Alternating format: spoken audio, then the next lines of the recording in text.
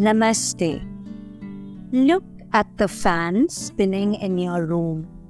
Now, if you turn it on, you'll see 3 blades of the fan, and as the fan catches speed, you'll see many blades whirring.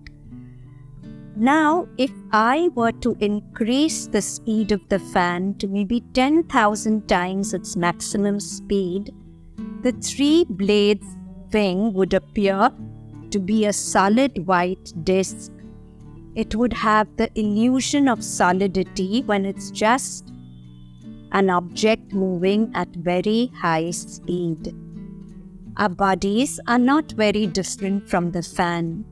Quantum physics tells us that our bodies are made up of molecules which are made up of atoms, which are made up of subatomic particles, bosons, fermions, quarks, which are moving at billions, zillion times per second speed. And at that high speed, they are moving so fast that they create the illusion of solidity when it's just energy which is changing and moving very fast. The great spiritual scientist, the Buddha, discovered this truth in his own body. He said that everything is impermanent and changing. In the Vedanta philosophy, the word Jagat, the phenomenal world of appearances, comes from 2 roots, ja, born out of, and gati, speed. This phenomenal world of appearances born out of speed. So everything appears to be what it's not because it's vibrating at such a tremendous speed.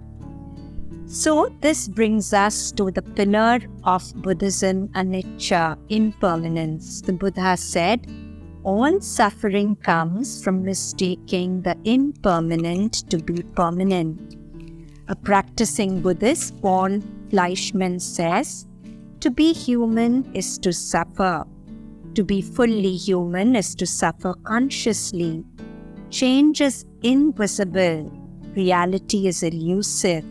The evaporation of ourselves is unimaginable to most of us, most of the time.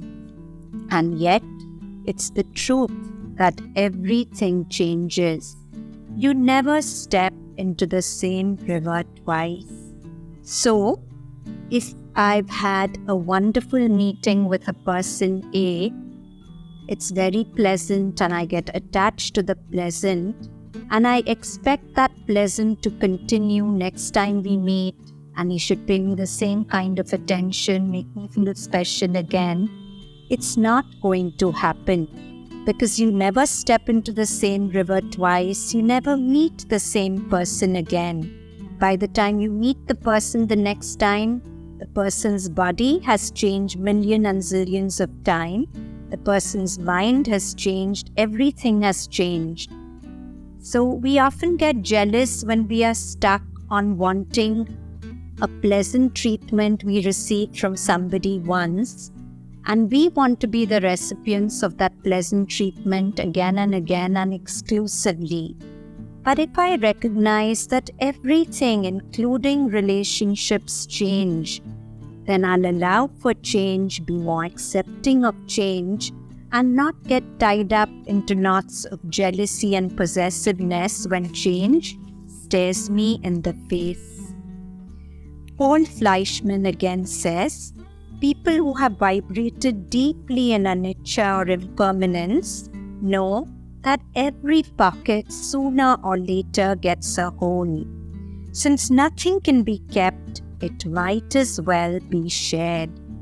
Try not to hoard the person you're attached to in some pocket of your being, because every pocket has a hole through which things slip out to make way for other things to come in.